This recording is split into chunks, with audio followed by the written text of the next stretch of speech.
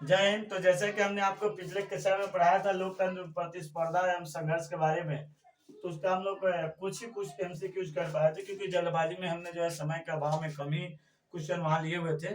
लेकिन आज जो है उनके बाकी का जितने भी क्वेश्चन वो सबको लिया है हमने, और ये बहुत ही महत्वपूर्ण एमसीक्यूज तैयार किया है। तो क्वेश्चन नंबर 1 कह रहा है कि बोलीविया में जन संघर्ष क्यों हुआ। बोलीविया एक देश है जो है अमेरिका में पड़ता है, उसका एक गरीब देश है। तो क्या वहाँ जो जन संघर्ष हुआ था और क्या भोजन को लेकर हुआ था, या पानी को लेकर हुआ था, या मजदूरी को लेकर हुआ था, या राजनीतिक साजिश थी। तो जो इसका सही आंसर होगा, जो बोलीविया में जन संघर्ष हुआ था उसका मुख्य कारण था पानी था। अब होता क्या है कि बोलीविया में जो है ना, वहाँ की जो सरकार होती है पानी का निजीकरण कर देती है।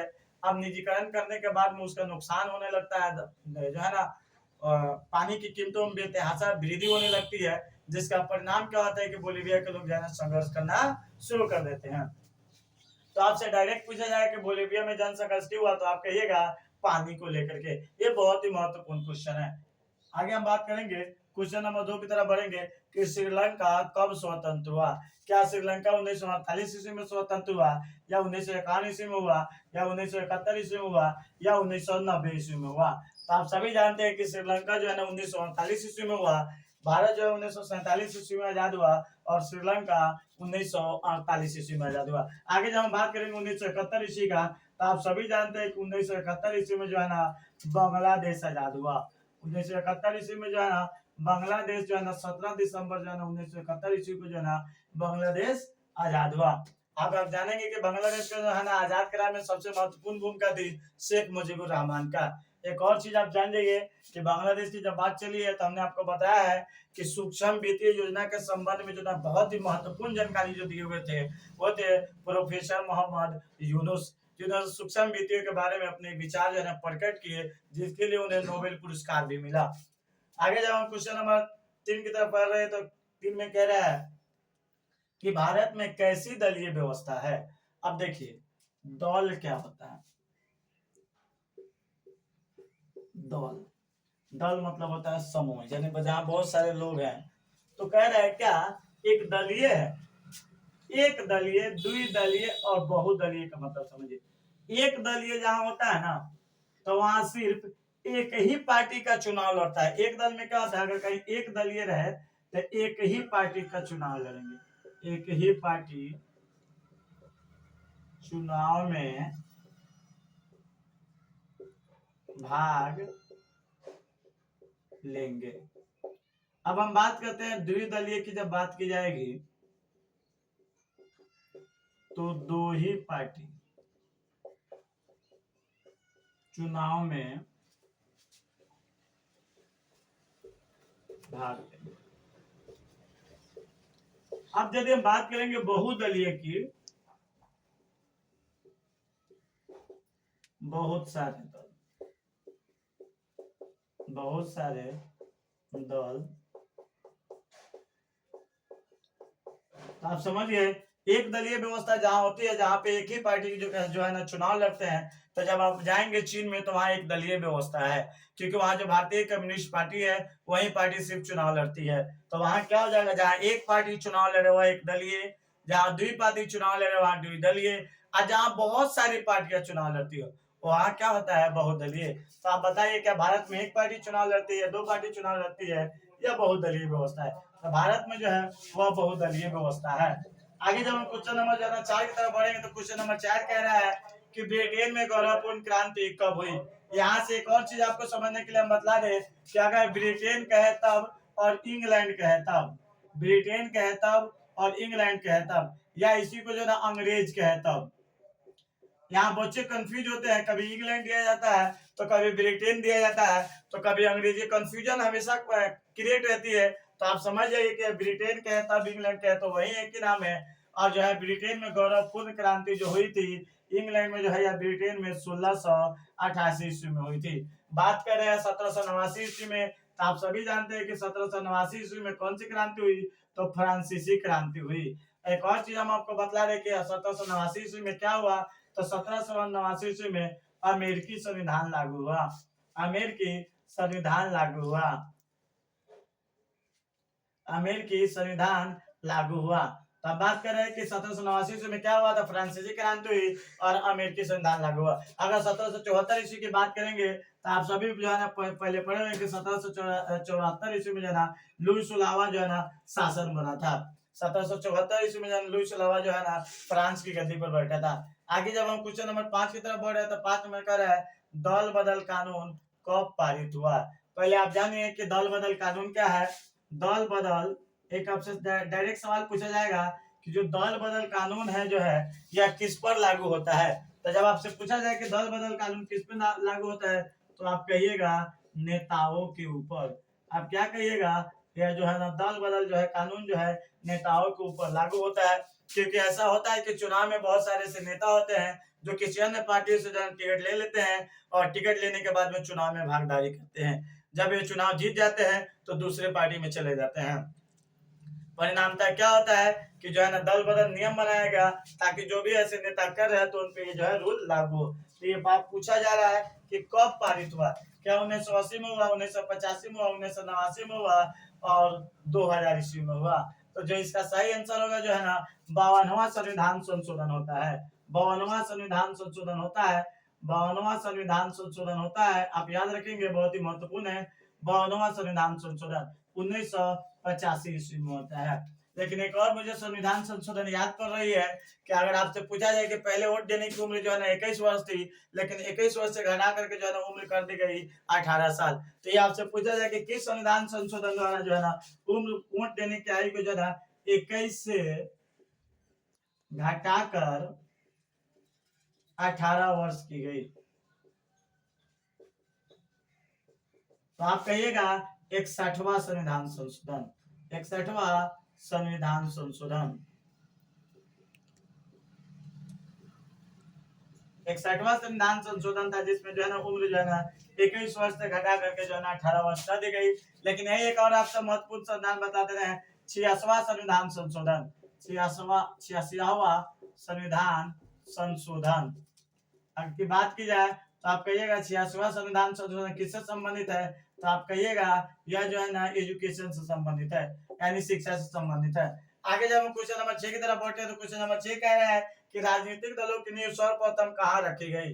क्या भारत में सर्वप्रथम राजनीतिक दलों की नींव रखी गई, क्या ब्रिटेन में रखी गई, क्या फ्रांस में रखी गई या अमेरिका में रखी गई। तो सबसे पहले जानिए राजनीतिक दलों को जो है ना आप पढ़े होइएगा कि राजनीतिक दलों को लोकतंत्र का प्राण कहा जाता है।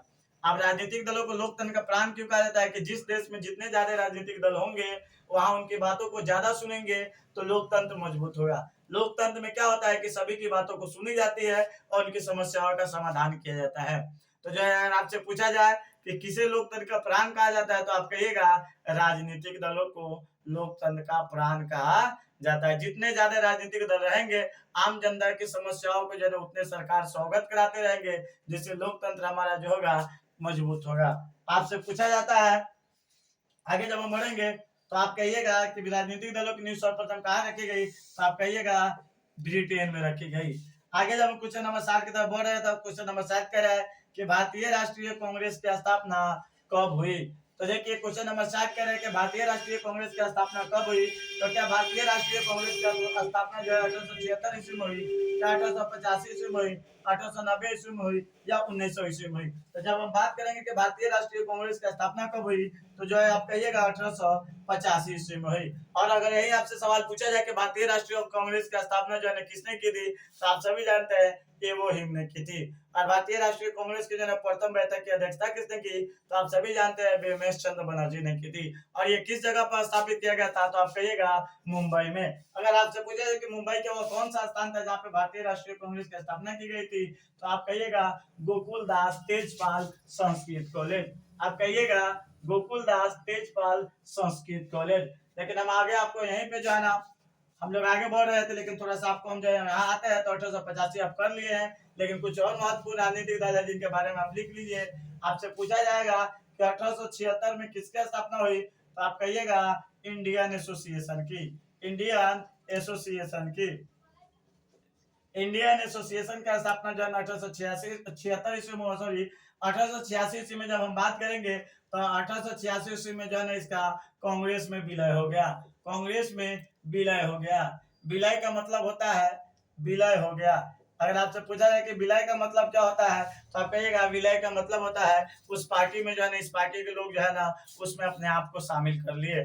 आगे जब हम बात करेंगे 1925 ईस्वी का साल आता है और आपसे पूछा जाएगा भारतीय कम्युनिस्ट पार्टी की स्थापना कब हुई। भारतीय कम्युनिस्ट पार्टी की स्थापना कब हुई, तो आप कहिएगा 1925 ईस्वी में। लेकिन यही अगर आपसे सवाल पूछा जाए कि 1964 ईस्वी में जो ना भारतीय, ये दो भागों में बट गया, कम्युनिस्ट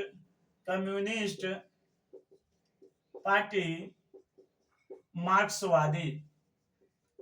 आपसे सवाल पूछा जाए कि भारतीय कम्युनिस्ट मार्क्सवादी की स्थापना कब हुई, तो आप कहिएगा 1964 ईस्वी में हुई। आगे जब हम बात करेंगे तो 1980 ईस्वी में जो है ना भारतीय जनता पार्टी की स्थापना हुई। भारतीय जनता पार्टी की स्थापना हुई। भारतीय जनता पार्टी की स्थापना हुई कब हुई, तो आप कहिएगा 1980 ईस्वी में। लेकिन एक और सवाल आपसे पूछा जाएगा कि किस पार्टी का जो है ना भारतीय जनता पार्टी में विलय हुआ, तो आप कहिएगा भारतीय जनसंघ।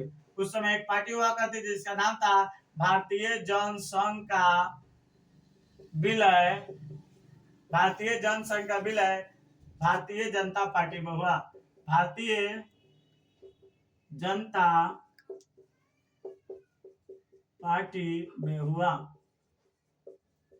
एक और आपसे सवाल पूछा जाएगा कि जो है ना भारतीय जनता पार्टी जब गठबंधन करती है तो उसको कहा जाता है एनडीए। जब ये गठबंधन करती है तो इसको कहा जाता है NDA, Indian national democratic alliance कहा जाता है। अब आपको एक और सवाल आपके दिमाग में घूम रहा होगा कि गठबंधन का मतलब क्या होता है। गठ मतलब वैसे, ये बंधन मतलब बंध जाना। जब दो या दो से अधिक पार्टियां एक साथ मिलकर चुनाव लड़े तब, या सरकार बनाए तो उसे कहा जाता है गठबंधन। क्या कहा जाता है? गठबंधन। तो भारतीय जनसंघ का किसमें विलय हो जाता है, तो भारतीय जनता पार्टी में। लेकिन इसके पूछा जाएगा कि प्रथम अध्यक्ष कौन थे, तो बहुत ही महत्वपूर्ण व्यक्ति थे जिनका नाम था अटल बिहारी वाजपेयी। अटल बिहारी वाजपेयी, इनका नाम था अटल बिहारी वाजपेयी, जो है ना इसके प्रथम अध्यक्ष बने थे। लेकिन जब हम आगे बात करेंगे तो साल आता है 1984 ईस्वी का, और 1984 ईस्वी में जो है ना स्थापना होता है Bahujan Samajwadi party. Bahujan Samajwadi party. Bahujan Samajwadi party. आपसे पूछा जाएगा कि बहुजन समाजवादी पार्टी की स्थापना कब हुई, तो कहिएगा 1984 ईस्वी में। और किसने की, तो आप कहिएगा कांशीराम। कांशीराम ने जो है ना बहुजन समाजवादी पार्टी की स्थापना की। आगे कुछ और भी महत्वपूर्ण राजनीतिक दल है, बात करते हैं 1997 ईस्वी का, और इस समय होता है राष्ट्रीय जनता दल की स्थापना। राष्ट्रीय जनता दल। आगे हम बात करेंगे, साल आता है 1999 ईस्वी का, और 1999 ईस्वी में होती है जदयू, यानी जो नीतीश कुमार की पार्टी है जिसका नाम है जनता दल यूनाइटेड। इसकी स्थापना 1999 ईस्वी में होती है। तो आप इसे नोट कर लेंगे और याद रखेंगे। आगे जब हम क्वेश्चन नंबर 8 की तरफ बढ़ रहे तो कह रहे नेपाल में सप्तदलीय गठबंधन का मुख्य उद्देश्य क्या था। हमने आपको बतलाया था कि जो गठबंधन जो है ना राजनीतिक दलों में होती है, जब दो या दो से अधिक पार्टियां एक साथ आ जाती है तो उसे कहा जाता है गठबंधन। तो जो सप्त मतलब जो है ना सप्तदलीय गठबंधन जो बनाया गया था, इसका मुख्य उद्देश्य क्या था, आप ध्यान से सुनिए। राजा को देश छोड़ने के लिए मजबूर करना, क्या लोकतंत्र की स्थापना करना, या भारत नेपाल के बीच संबंध करना, या सर्वदलीय सरकार। तो जो इसका मुख्य उद्देश्य था वह था सर्वदलीय सरकार की स्थापना करना। आगे जब हम क्वेश्चन नंबर 9 की तरफ बढ़ रहे तो क्वेश्चन नंबर 9 कह रहा है कि राजनीतिक दल का आशय है। हमने अभी आपको बतलाया है कि राजनीतिक दल जो होता है इसको लोकतंत्र का प्राण कहा जाता है। और जो कह रहा है आस का मतलब क्या है, क्या यह अफसरों का समूह है, क्या सेनाओं का समूह है, क्या व्यक्तियों का समूह है, क्या किसानों का समूह है।